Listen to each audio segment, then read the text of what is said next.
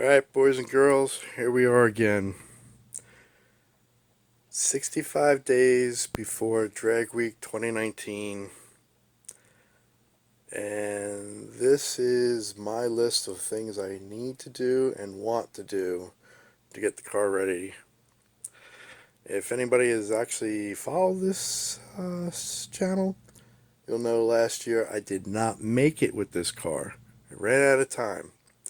Well, 65 days left. Let's see what I need to do still and see if I'll make it. So this is the journey. Starting at the front, looks like most of the stuff is taken care of this time around. I do have to wire the fan for the transmission cooler. I still have to clean up some wires for the fuel injection. I still have to finish wiring the nitrous into the computer for the fuel injection. Up front, that's probably about it. There might be some loose ends to tie up as I go through, but for the most part, it's all buttoned up here. Alright, so let's move on to inside the car if I can get there. Some junk in the way. Sorry for the bad video. Alright, let's see what we got. Alright, inside. Yeah, it's dark. Let's see. Well, you'll not be able to see it, but have to rewire some switches. I have to connect the neutral safety switch. Probably could connect the backup lights.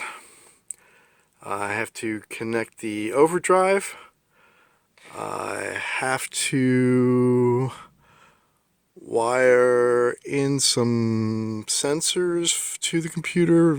Really, just the one for the transmission temp sensor, so this way it'll turn the fan on. Let's see what else in here. If you can't, you can't see it, but on the other side it's missing a door panel. So if you get the door panel, let's put the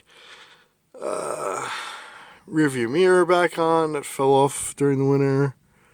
Let's see, what else? In here, that might be about it. Alright. Whoops, again the door just hit me on. Sorry for the bad video. Be a lot of that. Yeah, if you ever watch the channel, it's bad video and not a lot of great production value. So in the trunk, let's see if I can get back there.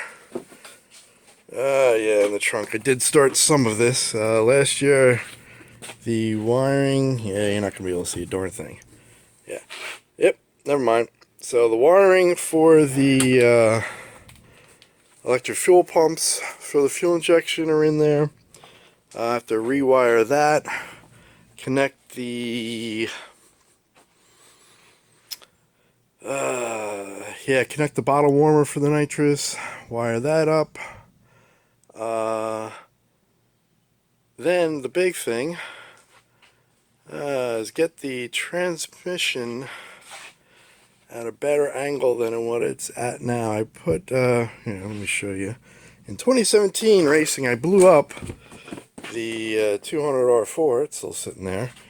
I built a 4L80E. The cross member for the transmission didn't really want to work for the 4L80E, so I bought a new one that's adjustable for probably any transmission I want to put in this thing eventually. But right now it's a 4L80E.